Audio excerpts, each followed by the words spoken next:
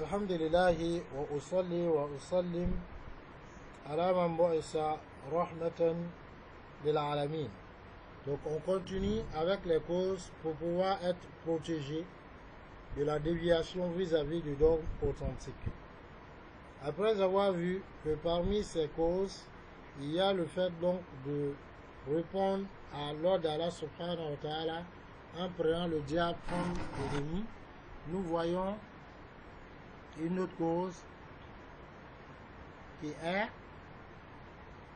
عدم اتباع الهوى والظن والتقليد الأعمى للآباء والعلماء والسادة والكبراء والحذر من ذلك غاية الحذر والاعتماد على الدليل والحجة والبينة والبرهان ويدل لذلك قوله تعالى ثم جعلناك على شريعة من الأمر فاتبعها ولا تتبع أهواء الذين لا يعلمون وقوله تعالى يا داود إنا جعلناك خليفة في الأرض فاحكم بين الناس بالحق ولا تتبع الهوى فيضلك عن سبيل الله إن الذين يضلون عن سبيل الله لهم عذاب شديد بما نسوا يوم الحساب قوله تعالى وما يتبع أكثرهم إلا ظنا إن الظن لا يغني من الحق شيئا إن الله عليم بما يفعلون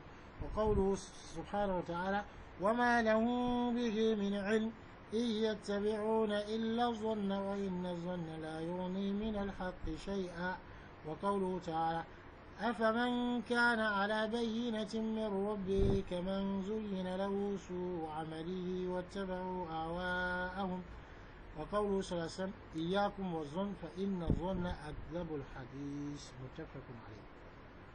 Donc, alhamdulillah, parmi les causes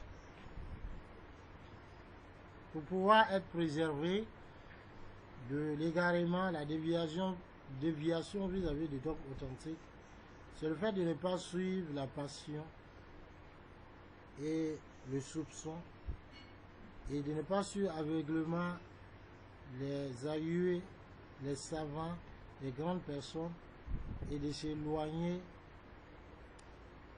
de cela et de s'appuyer sur la preuve, sur les preuves évidentes, sur les arguments. La preuve de cela, Allah dit, ensuite nous t'avons mis sur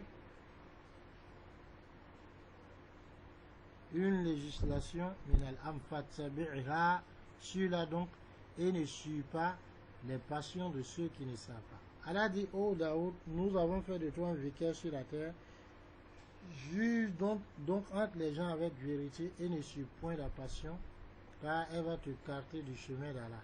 Ceux qui s'écartent du chemin d'Allah auront un châtiment douloureux pour avoir oublié le jour des comptes. Allah dit, la plupart d'entre eux ne suivent que le soupçon, et le soupçon ne peut profiter en rien à la vérité. Allah est très certainement celui qui est savant de ce qu'ils font. Allah dit, ils n'ont point en cela aucune science à ce sujet. Ils ne suivent que le soupçon, alors que le soupçon ne peut repousser en rien, ne peut rien repousser de la vérité. Allah dit, qu'en est-il de celui qui est sur une vérité évidente de la part de son Seigneur? Est-ce qu'il est semblable à celui pour qui on a enjolivé les actions et à ceux pour qui on a enjolivé les actions et qui ont suivi leur passion? Rasoul dit sallallahu alayhi wa sallam, je vous mets en garde contre le soupçon, car le soupçon est le plus mensonger des propos. Hadith inanimement reconnu authentique. Donc, chers frères et sœurs, on devait faire attention donc aux soupçons et à suivre aveuglément les gens, mais plutôt rechercher les preuves et ne pas suivre pour suivre, ne pas suivre parce que ça vient des grandes personnes.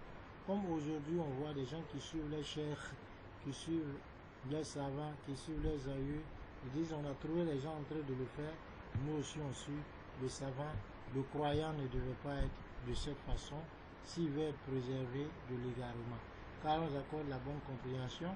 Ainsi, on vient de finir avec ce qui concerne des moyens pour pouvoir être préservé de l'égarement.